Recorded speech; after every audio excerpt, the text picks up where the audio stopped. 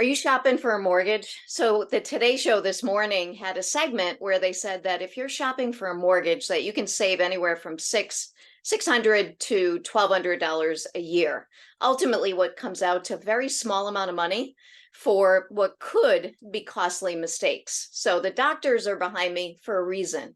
If you had a heart problem, you're not going to go to a podiatrist. You're not going to go to a general practitioner. You're going to want the best cardiologist that can help you, or if it's one of your family members, help your family member.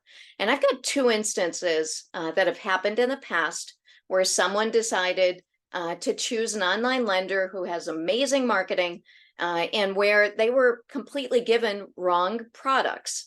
Luckily, one of those people was denied. The other person was not denied and did close the transaction. So I'll explain. First person, buying a home for their adult daughter who's disabled and thought that they had to buy it as an investment property with 20% down. Desk jockey gets the loan, submits it to underwriting, doesn't really ask many questions about who's going to occupy the house, what's the plans for the house. On a good note, there was an issue with the appraisal. I have a good relationship with their realtor. Realtor reached out to me, had a probing conversation with the client, found out about the client's daughter's condition. And I said, do you know that there is a program where you can get owner-occupied financing if you're buying a home for a disabled child? So saved 15% in down payment because of switching it to an owner-occupied residence, which is 100% allowed. The other transaction, and I found out about this after it closed, was someone that was connected to me by their divorce attorney. Didn't like what I had to offer, which was fine. I said, hey, no worries. I'm here if ever you want to revisit this. Ended up closing with someone else, and the pricing on the loan, or the interest rate, was priced as what's known as a cash out refinance to buy out a spouse.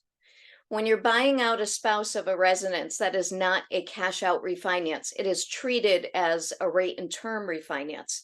So, I get it. We're all trying to save money. I do the same thing when I'm a consumer and I flip things around and I'm shopping for something big. But here's things that you should look for in a lender. If they're not asking you a lot of detailed questions, if they're not really doing the best that they can to understand your situation, then that could be a red flag.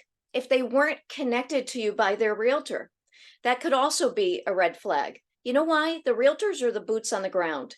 They're the ones oftentimes who are going to make the first connection with a consumer. And they know who are the lenders that are performing and who are the lenders that are not performing. The other thing that you want to find out is years in business doesn't always mean amazing experience or amazing skills. I compete with lenders that have under 5 or 10 years in the industry that are doing amazing things. I also compete with some that are 20 or 30 years in the industry that the hairs go up in the back of my neck. Actually, the skin in the back of my neck goes up too, because I'm a little awkward. Just kidding. So in all seriousness, you want to make certain that you're working with someone that's skilled. Again, they've got to be asking you a lot of questions and not just spitting out a pre-approval, because it can cost you way more than just that $600 or $1,200 a year that the Today Show mentioned this morning. Hey, if this is something that resonates with you, leave me a thumbs up. If you don't like it, a thumbs down is fine. And if you'd like to take that step or get a second opinion, if you're finding this on my YouTube, in the link is a way that you can connect with me and my team. If you're finding this on social, it'll be on the links as well. All right, thanks for watching.